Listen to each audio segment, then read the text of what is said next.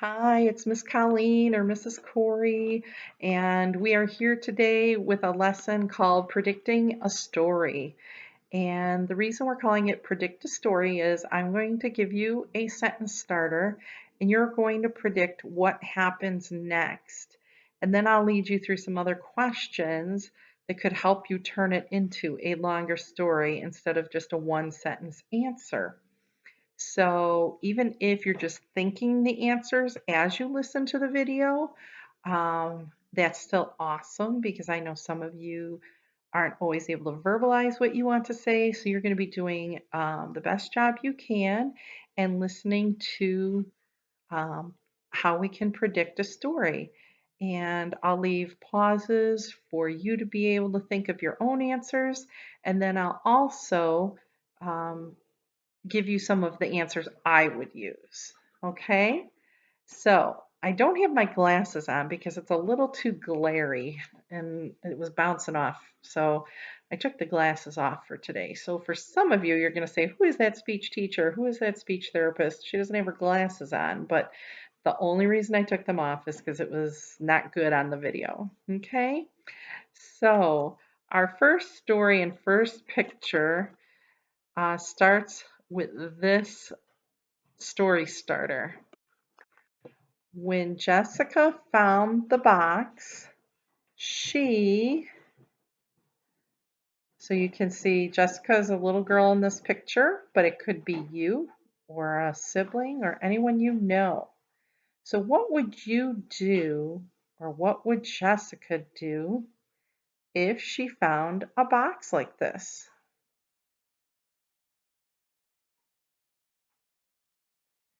The first thing I would say is Jessica took off the lid and opened the box. Okay. Then imagine what was in the box.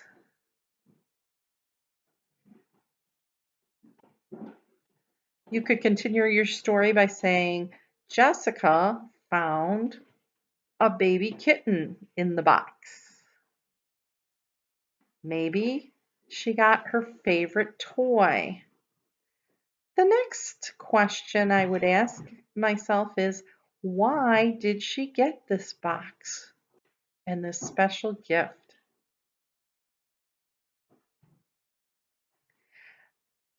I would say Jessica got the baby kitten because it was her birthday.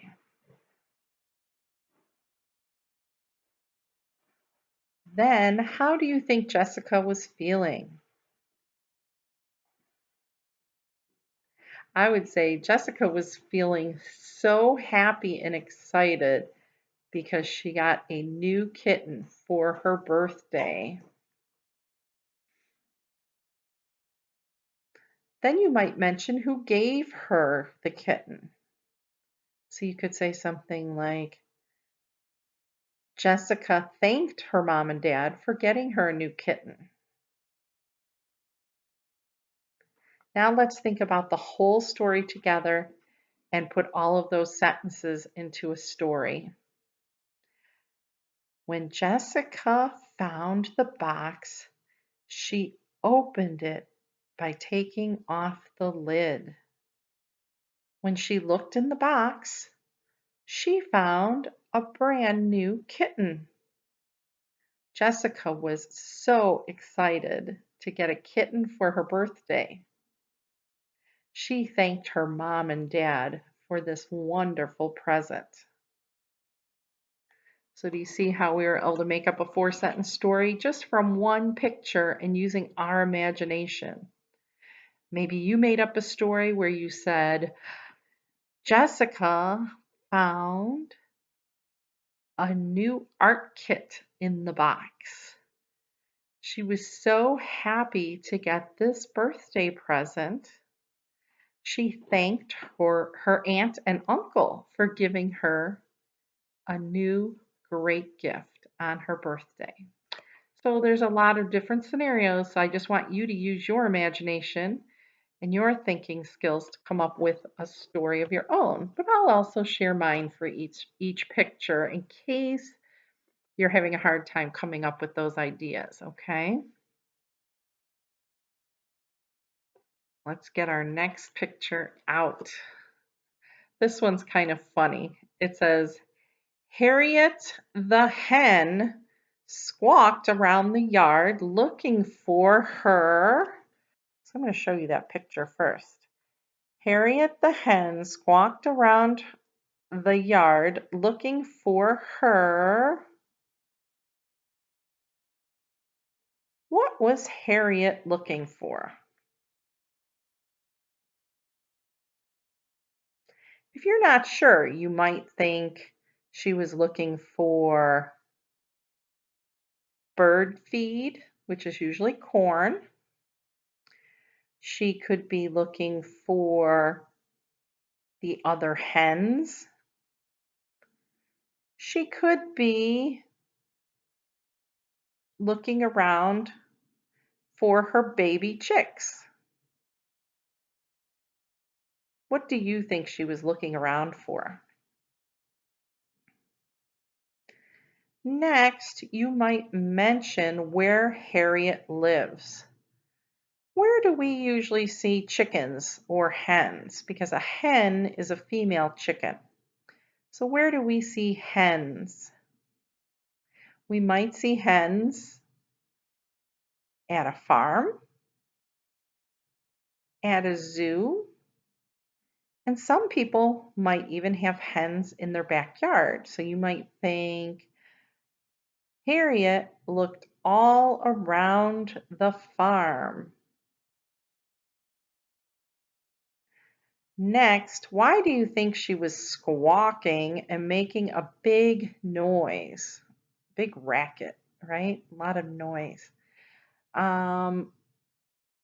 Either she was calling out for her chicks or some of the other hens, or she was squawking because she was really hungry, depending on what you said at the beginning of the story.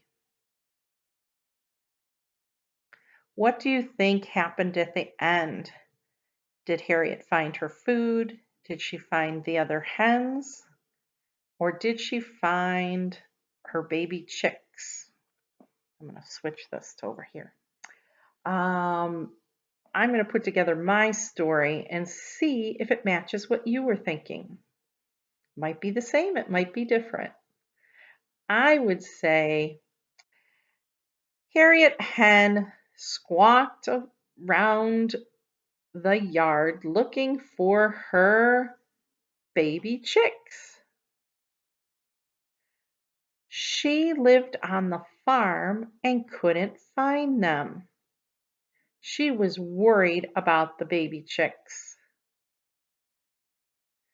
When Harriet finally found them near the barn, she stopped squawking.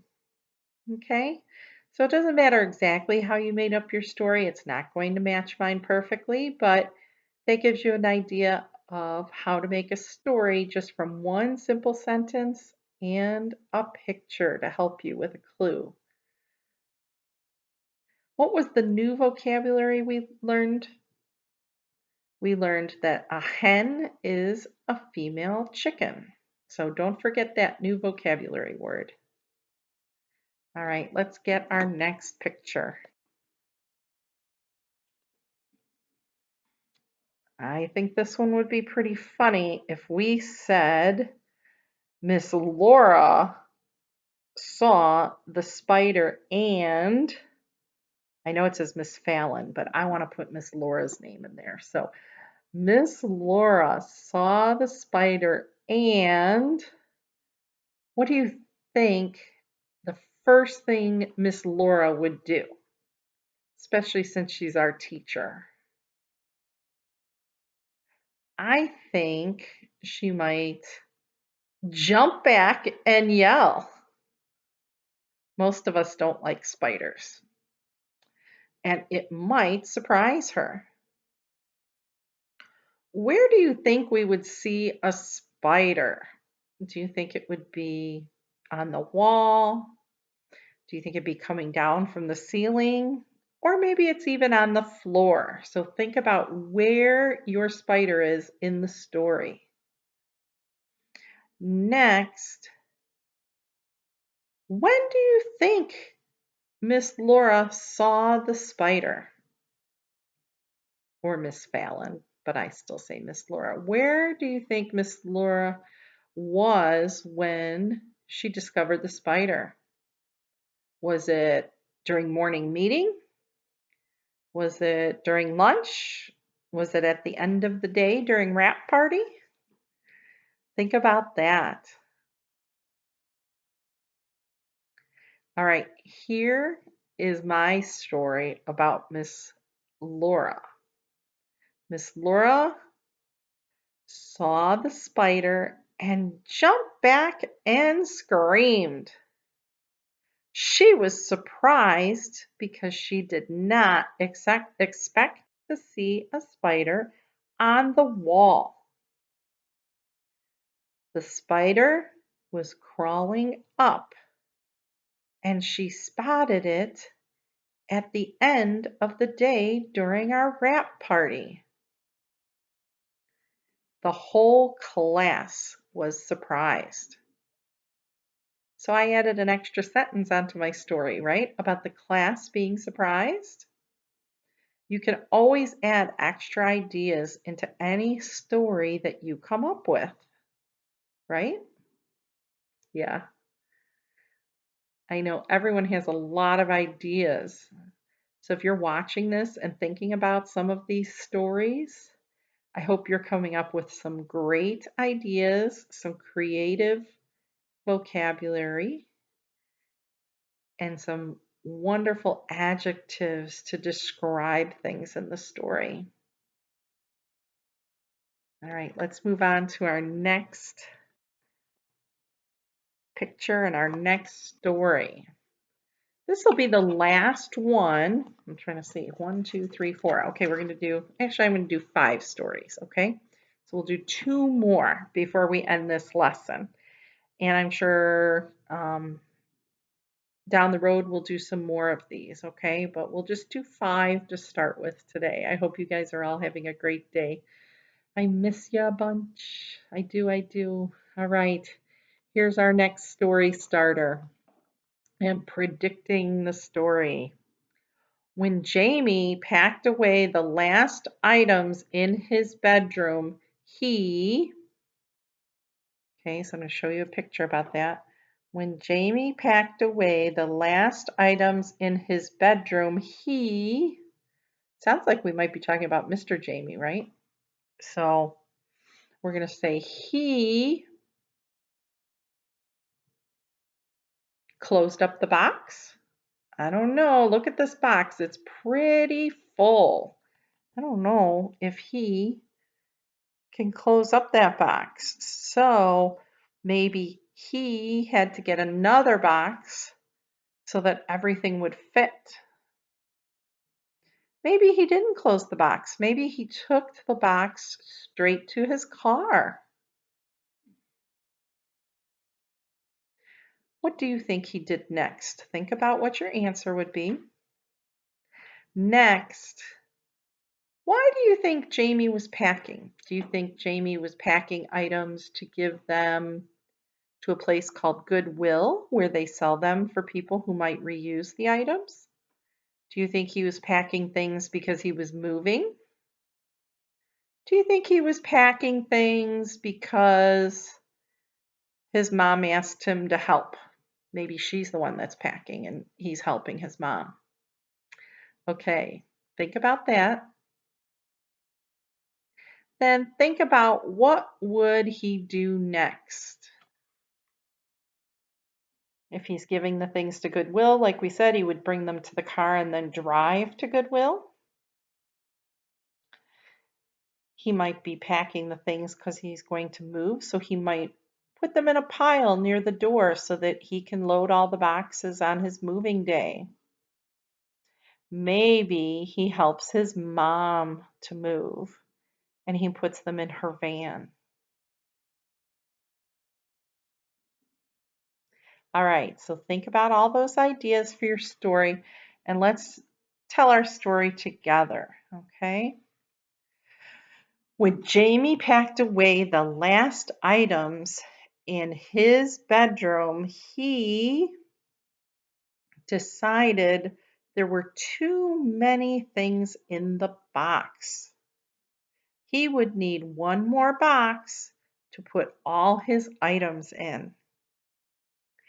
After he filled the second box, he loaded them into his van because he was moving to a new apartment. Then Jamie drove to the new apartment with all of his belongings. Finally, when he got to his new apartment, he brought all of his things in and started to set up his new home. Okay, so that's a pretty long story, but it gave a lot of details. We also used some words in the story like first, next, then, and finally. That kind of helps us work through the story, and they are good transition words so that we know things are moving along in the story. All right, now we have time for one more. This is one, oh my goodness, we don't want to have this happen. Beth realized she left the water running in the bathtub when, so here's a picture of the bathtub. Let me get a little closer there. Okay. So Beth realized she left the water running in the bathtub when, oh boy, when would she do that? Did she do it when she stepped out of the bathroom to go answer the telephone? Maybe she left the water running when somebody came to the door and she had to go answer the door.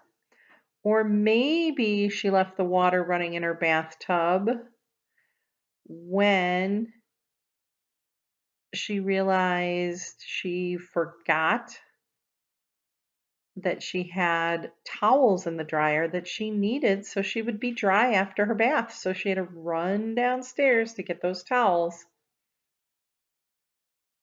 Think of some other reasons why someone would leave the bathtub water running. Okay, as you can see, the water is running out of the bathtub and is all over the bathroom floor. What will Beth do next? Think about that. What would she do next if there was water all over the bathroom floor? I think she'd get those towels and wipe up the floor, and she would turn the water off the minute she came back to the bathroom. She might need a mop.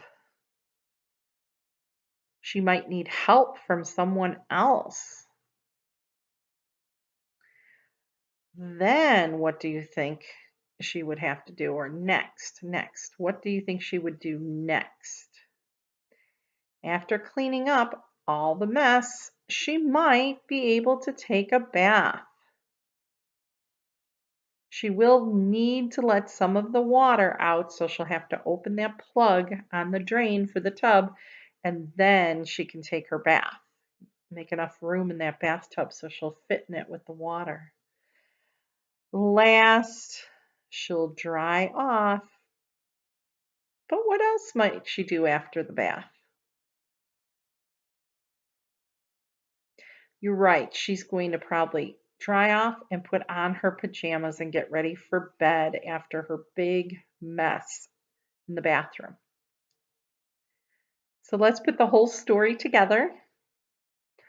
We'll read that opening sentence. Beth realized she left the water running in the bathtub when she ran downstairs to answer the phone.